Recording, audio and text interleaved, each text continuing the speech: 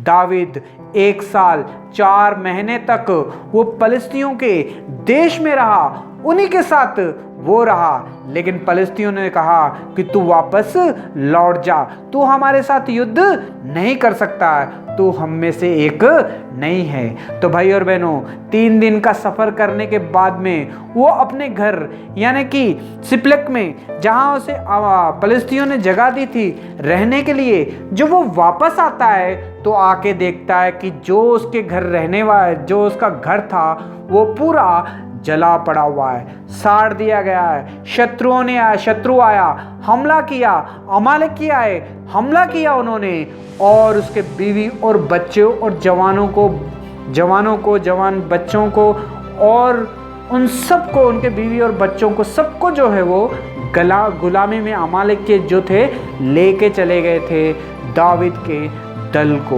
है भाई और बहनों, उसमें दावीद की 2 पत्नियां और उसके जो बच्चे थे वो भी उसी गुलामी में जो थे चले गए थे। यानी कि अमालेक के लोग आए, युद्ध किया उन्होंने, उनके सारा घराने को जला के राख कर दिया, उनका सोना और चांदी सब कुछ लूट लिया और उस जगह को उन लोगों ने जला के राख कर दिया। हे भाई और बहनों, जब दावीद आके देखता है अपनी सड़ी हुई भूमि को, अपने सड़े हुए घर को, तो भाई और बहनों वहाँ पे हम देखते हैं कि अमालेकियों ने क्या किया, सब कुछ लूट लिया, उनके बीवी और बच्चों को और जवानों को भी वो लेके चले गए। लेकिन जाहिर सी बात है कि बुढ़ापे जो थे, जो लोग बूढ़े लोग थे, यानी कि जो 600 सैनिक के साथ जो परिवार आया था, वो परिवार को भी वो लोग लेके चले गए थे गुलामी में। लेकिन जो बूढ़े थे उनको बस वहीं पे छोड़ दिया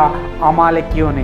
है भाई और बहनों, जब दावीद आता है वापस आके देखता है कि सब कुछ जला पड़ा हुआ है, सब कुछ लुट चुका है, सोना और चांदी नहीं है, यहाँ पे कोई भी चीज अब बची नहीं है। तो भाई और बहनों, उस टाइम पे जो 600 सैनिक दावीद के ऊपर विश्वास करके आए थे दावीद के पीछे, वो लोग जो थे दावीद के ऊपर पत्थरवार करने के लिए सोचते हैं कि हम दावीद को पत्थरवा करके मार देंगे, क्योंकि दावीद की मर्जी थी, दावीद की हम लोगों ने बात मानी और हम फलिस्तियों के देश में आ गए दावीद के पीछे, दावीद के ऊपर विश्वास किया और हमारे बीवी और बच्चों को लेके हम जो है दावीद के पीछे आ गए। आज हम दावीद के पीछे आए हैं, इसलिए दावीद की वजह से ही हमारे जो है परिवार जो है हमसे बिछड़ चुका है, हमारा परिवार जो है लुट चुका है, सोना चांदी जो है लुट चुका है, हमारे बीवी और बच्चे जो थे,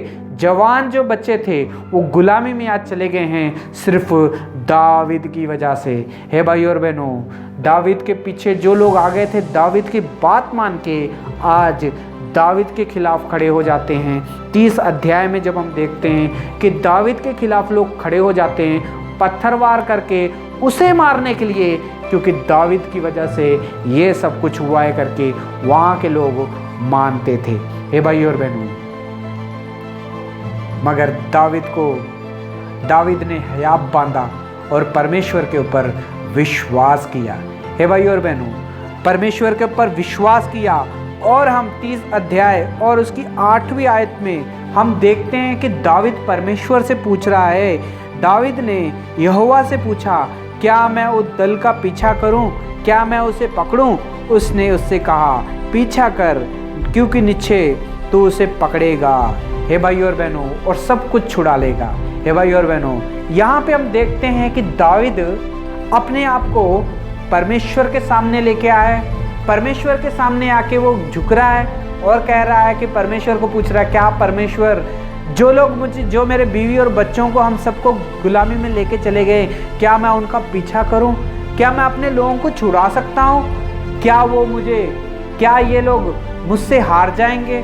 परमेश्वर से पूछ रहा है। परमेश्वर कह रहा है दावीद से कि जा, तू उनका पीछा कर, तू उन्हें हराएगा और अपने बीवी और बच्चों को छुड़ा लेगा। हे भाई और बहनों, आज परमेश्वर इस वचन के द्वारा हमसे बात कर रहा है। परमेश्वर इस वचन के द्वारा हमसे बात कर रहा है। इस वचन को, इस कहानी को हमने कई बार जो है सुना होगा, कई बार जो है पढ़ा होगा, लेकिन आज परमेश्वर इस वचन को फिर से आपकी और मेरे बीच में लेके आया है, तो हमें इससे बहुत कुछ परमेश्वर हमें सिखाना चाहते हैं। हम देखते हैं कि दावीद का सब कुछ जो है लुट गया, यानी कि उसकी पत्नी